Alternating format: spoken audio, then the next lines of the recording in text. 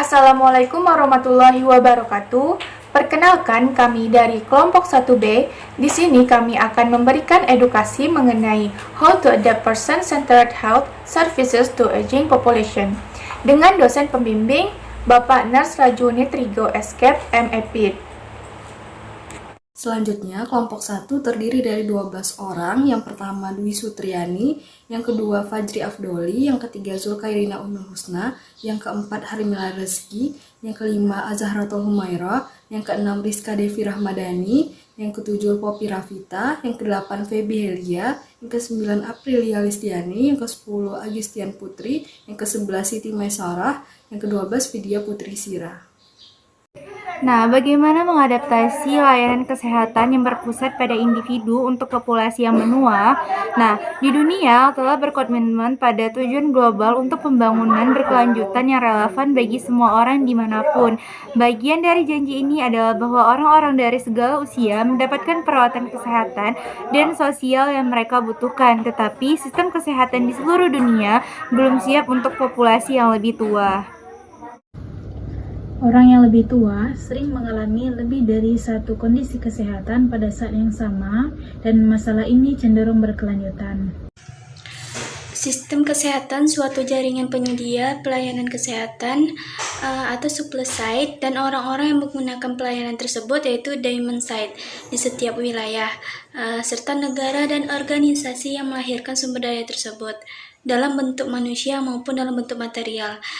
Namun, sistem kesehatan biasanya dirancang untuk mendeteksi dan mengobati penyakit dan kondisi individu.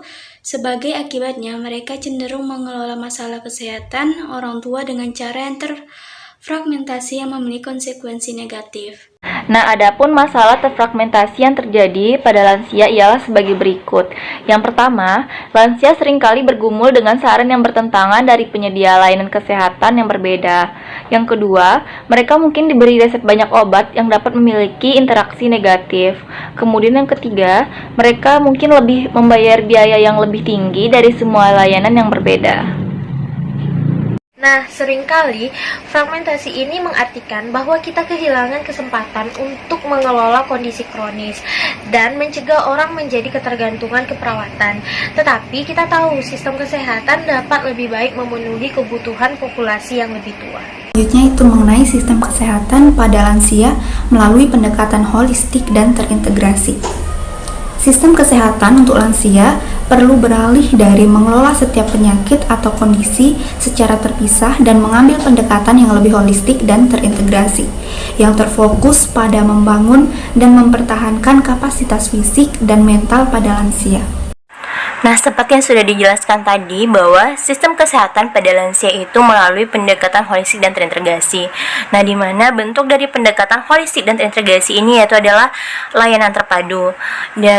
Pada layanan terpadu ini, titik awalnya itu pada penilaian tujuan lansia, kapasitas mereka, dan lingkungan fisik dan sosialnya.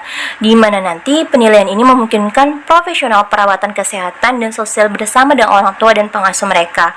Sehingga lansia mampu untuk mempertahankan kesehatan fisik pada dirinya agar selalu bugar dan mempertahankan kesehatan psikologis lansia, di mana nanti pada layanan terpadu ini bisa meningkatkan kesadaran pada lansia yang sudah lanjut untuk membina kesehatannya, baik kesehatan fisik dan psikologisnya.